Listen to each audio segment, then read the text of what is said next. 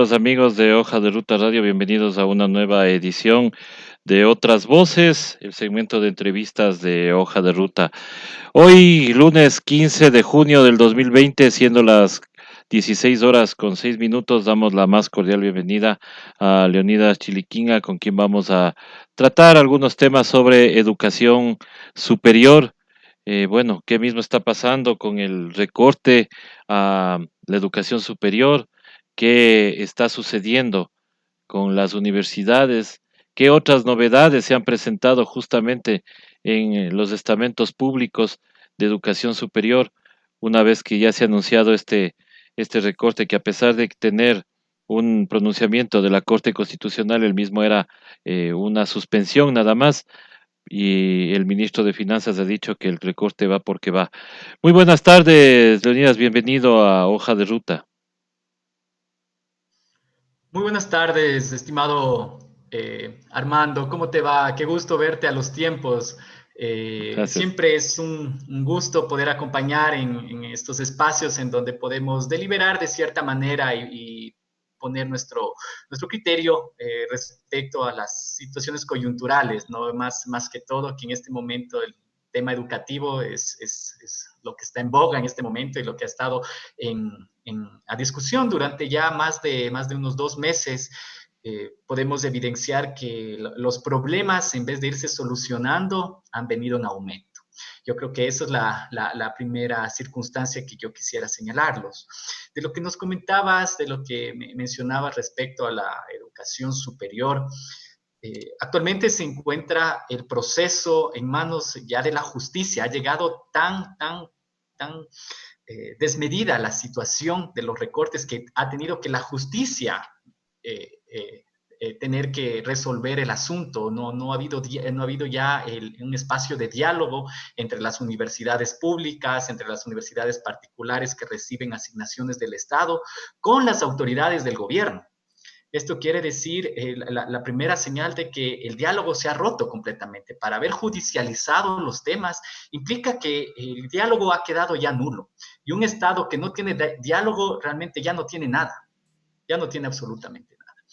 El recorte presupuestario efectivamente se lo realizó el día 1 de mayo, en donde a través de una modificación presupuestaria en los sistemas financieros de las universidades se les quitó presupuestos que ellos venían manejando. Creo que esa es una cuestión que hay que analizarla a detalle, porque, claro, desde el punto de vista del gobierno, esto se debe por las asignaciones que reciben las instituciones de educación superior públicas. Efectivamente, como lo establece la Constitución de la República y la Ley Orgánica de Educación Superior, el financiamiento de los presupuestos de las universidades se lo realiza en base a asignaciones y rentas. Asignaciones, evidentemente, del propio presupuesto general del Estado, pero también de rentas, que son de la recaudación tributaria, y en este caso de las universidades, de dos cargas tributarias en específica, que es el impuesto a la renta y también el IVA. La versión señalada por el gobierno nacional es que la fluctuación y la falta de recaudación de estas dos cargas impositivas ha producido de que evidentemente se tengan que reducir los presupuestos de las universidades. Sin embargo, solamente revisando lo que establece la Ley de Régimen Tributario Interno, se puede evidenciar de universidades que la recaudación, tanto la declaración como la recaudación del impuesto a la renta, se la realiza en el mes de marzo. O sea, todos podrán Claro, recordar que hicimos nuestra declaración del impuesto a la renta y pagamos nuestro impuesto a la renta. Es decir, los recursos están están. en las arcas estatales. Y lo mismo pasa con el IVA. El IVA es una recaudación mensual. Es decir, todos los recursos hasta la presente fecha se han venido entregando de manera normal. Si existe una variación, y que evidentemente la va a existir porque esta crisis sanitaria ha desembocado en una crisis financiera por el mal manejo realmente de la situación de parte de ciertas autoridades, podemos evidenciar de que esta afectación no va a ser vista si no es a partir del presupuesto del próximo año de las universidades, es decir, desde el presupuesto desde el 2021. 2021. Claro, o sea, pero ahí es lo que no entendemos justamente eso, lo que tú nos explicas, ¿no? El secretario el, eh, de Cenecit decía que justamente es por este recorte en la tributación, pero claro, todos nos preguntábamos lo que tú nos dices, o sea, esto sería de que afecte, pero para el otro año. Pero también hay otro tema que dice el gobierno, que es por la falta de haber ejecutado los presupuestos de las universidades, que justamente ese monto que no se ha ejecutado es el que se está recortando. ¿Qué opinas tú al respecto? Mira, yo tengo dos comentarios ahí. El primero, que los presupuestos que se entregan a las instituciones de educación superior no se los hace de acuerdo al inicio del año fiscal. Si el gobierno central desembolsara los recursos que tiene que realizar de los presupuestos aprobados en el PGE, en el presupuesto general del Estado, realmente las universidades no se encontraran en aprietos de poder tener que correr en la ejecución de sus presupuestos, y por eso se causa la subejecución presupuestaria. Es decir, si las universidades reciben a partir del mes de junio, el mes de agosto, todos los recursos que ellos deben recibir anualmente, les quedan apenas 3 meses para poder ejecutar, porque ya nuevamente tienen que elaborar sus nuevos presupuestos para el próximo año.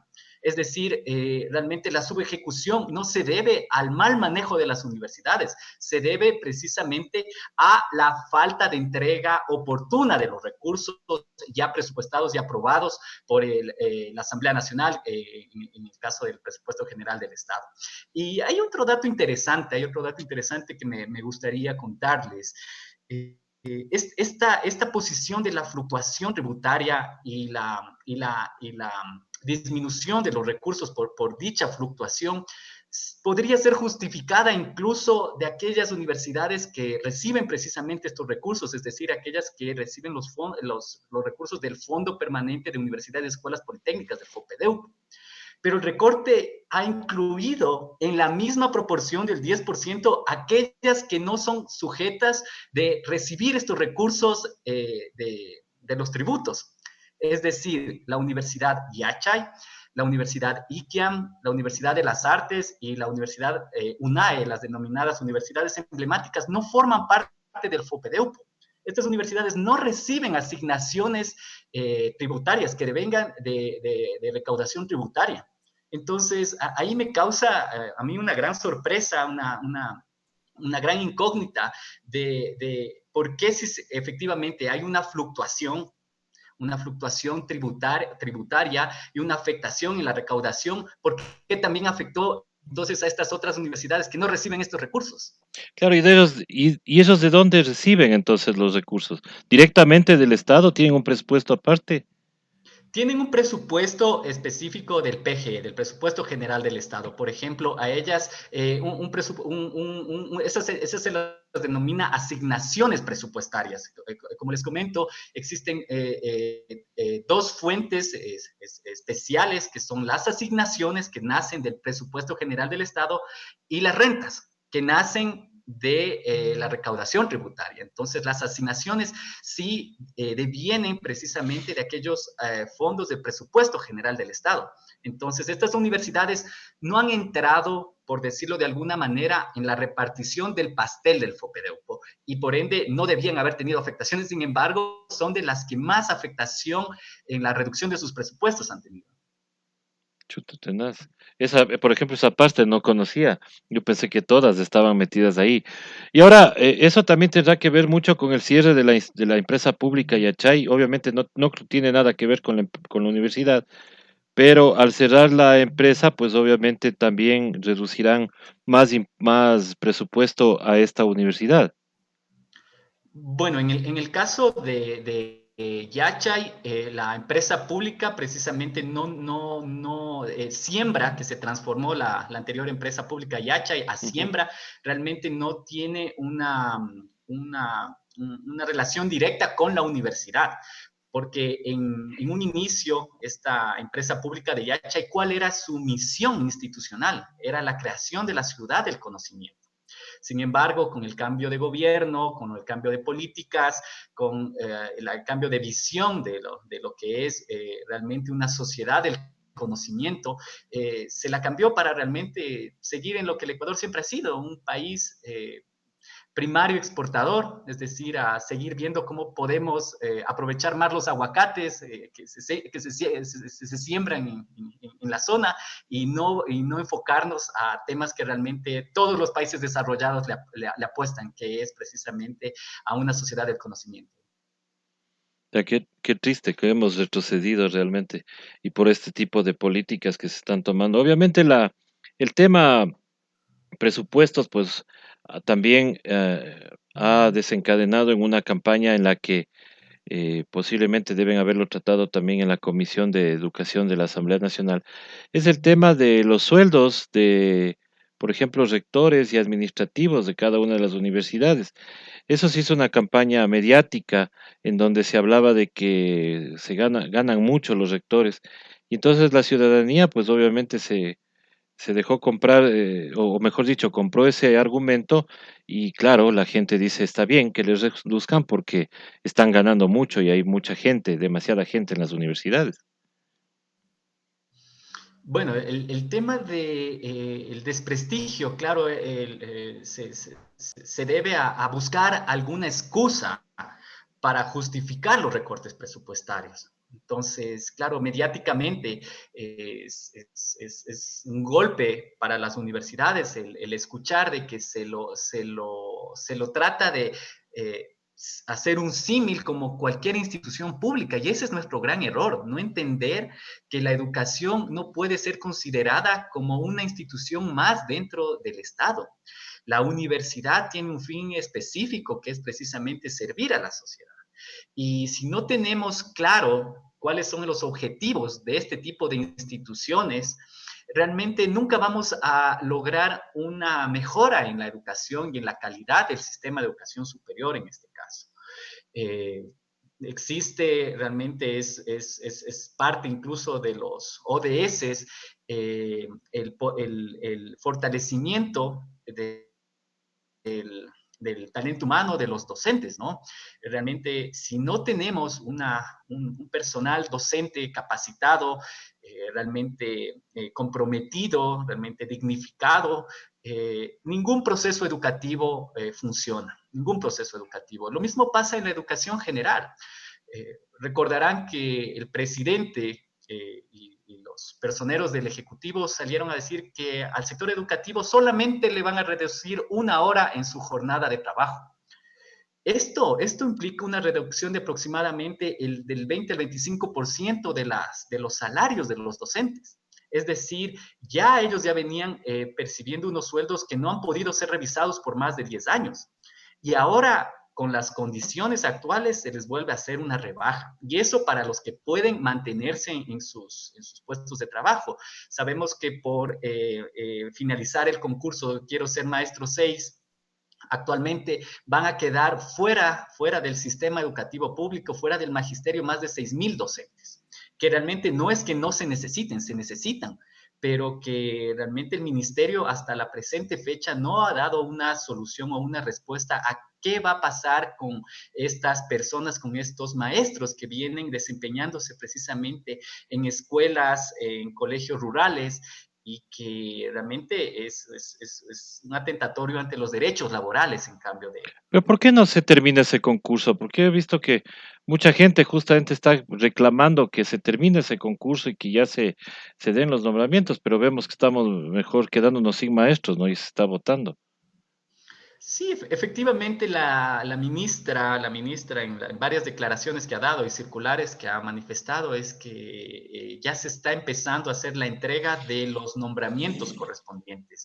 Yo creo que el gran problema que tuvieron fue el qué hacer con toda esta masa crítica de docentes, todos estos 6,000 docentes que iban a quedar en el aire y que el ministerio sabe y tiene conocimiento de que necesitan de este personal para cubrir otras partidas que no son las de nombramiento. Sin embargo, la falta de recursos destinados a la educación me parecería a mí que está limitando esta contratación y que estas personas no dejen de cumplir sus labores docentes.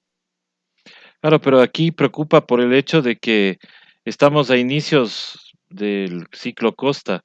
¿Y qué pasa con esos profesores? O sea, estamos viendo que hay algunos que están saliendo, otros que quieren entrar, que ya han pasado el concurso, pero no se les da trámite por esta falta de dinero que tú dices, ¿no? Entonces, ¿qué calidad educativa es la que vamos a dar en este nuevo ciclo? Bueno, yo creo que un ejemplo ya tuvimos. O sea, creo que preguntarnos eso es simplemente regresar a ver qué es lo que pasó hace 2 meses aquí en el ciclo Sierra. El Ministerio de Educación implementó un modelo, de cierta manera, no quisiera llamarlo improvisado, pero sí de manera eh, reactiva a la situación que veníamos iniciando por el tema de la pandemia, es decir, suspendieron las clases e implementaron a nivel de todo el ciclo Sierra esta plataforma Educa Ecuador, me parece que se la denomina. Ujú. Realmente yo creo que cualquier proyecto, cualquier plan que hace una institución del Estado, siempre tienen un pilotaje. Y más aún cuando son proyectos que pertenecen a la cartera de Estado más grande del país, el Ministerio de Educación, que efectivamente tiene para el ciclo Sierra estamos hablando de más de 1.700.000 estudiantes. Entonces, el implementar un programa de una manera sin saber cuáles van a ser los resultados, sin tener elementos de juicio de cómo va a funcionar, realmente pasó lo que pasó. Es decir, nos encontrábamos en que la plataforma educativa tenía muchas saturaciones, los estudiantes no podían acceder a la plataforma, los docentes de la desesperación de poder cumplir y reportar sus actividades para que puedan ser cancelados sus sueldos en su desesperación, mandaban deberes a través de la plataforma y también mandaban deberes a través de los WhatsApps. O sea, realmente una desorganización que fue evidente, que realmente causó una crisis social mayor a la que ya veníamos viviendo en cada familia, en cada hogar ecuatoriano. Es decir, no solamente que teníamos problemas de falta de trabajo, de no poder salir de la casa, que crea mucho malestar, que crea una situación psicológica incluso en cada uno de los hogares ya muy compleja. Y a eso tenemos que agregarle la presión que el sistema educativo estaba ejerciendo y que aún lo sigue haciendo a todos los estudiantes que están en este momento acabando el ciclo Sierra. No habría falta más que decir que eso, evidentemente, si se sigue la misma situación, van a darse los mismos problemas. No ha cambiado absolutamente nada de lo que se implementó en la sierra para lo que se está implementando en la costa. Claro, y tampoco el acceso al Internet es lo más óptimo. Y si queremos empezar con esto de la teleeducación, pues hemos visto todos los problemas que se han dado. Estimado Leonidas, ¿tú qué perspectiva le ves? Bueno, ya más o menos nos has dado, pero ¿qué perspectiva le ves tú a este inicio de clases? O sea, ¿será que en algo mejoramos con las experiencias? ¿Será que será de pensar en posponer un mes más hasta ver si se puede arreglar el tema del acceso al Internet? ¿Qué dicen las autoridades y qué proponen también en la Asamblea Nacional? Bueno, las acciones que ya implementó el Ministerio de Educación es iniciar las clases. Ya no hay vuelta atrás de ese tema. Ujú. Eh, Como te comento, ya tuvimos una experiencia, el ministerio, nosotros esperamos y creo que todo el país espera que tenga una evaluación real, una evaluación sincera, porque el problema de la falta de conectividad y la falta de poder tener un equipo tecnológico, un teléfono celular que podría ser lo más básico y lo menos adecuado incluso, una tablet, una laptop, es algo que nuestro país realmente no está en condiciones de implementar una modalidad de un día para el otro como se lo realizaba. La perspectiva es clara, es que la educación se sigue elitizando. La educación se sigue elitizando. La educación en estos momentos ha desnudado una situación real, que es aquellos estudiantes que pueden continuar sus procesos educativos y aquellos que no lo pueden hacer. Y eso lo único que crea es más brechas sociales, más desigualdad, más inequidad y que es algo que realmente va a mantenerse si es que se siguen con políticas que buscan aparentar una situación de continuidad de estudios que realmente es para unos y no es para todos. Efectivamente, ese es el panorama que nosotros estamos visualizando, el que se viene justamente para la educación. Mientras el gobierno no le dé la importancia a la educación, que es un sector tan importante para la vida de los países, pues obviamente tendremos esa visión. Mi estimado Leonidas, muchísimas gracias por haber estado con nosotros, gracias por tus conceptos. Bienvenido siempre acá a Hoja de Ruta y te dejo con el mensaje final a la ciudadanía para que tenga fe en que algún día podamos cambiar estos modelos de educación y tengamos realmente una educación de calidad. Muchísimas gracias, estimado César, y sí agradecerte por este espacio. Realmente poder conversar de estos temas siempre es muy importante y decir a la ciudadanía de que efectivamente las acciones que se ha tomado desde las organizaciones sociales ha dado resultado. Eh, la lucha que se ha dado a partir de todos estos recortes, tanto en el tema laboral, en el tema educativo, en el sector de la salud, ha hecho que al menos en instancias judiciales se estén discutiendo ya estos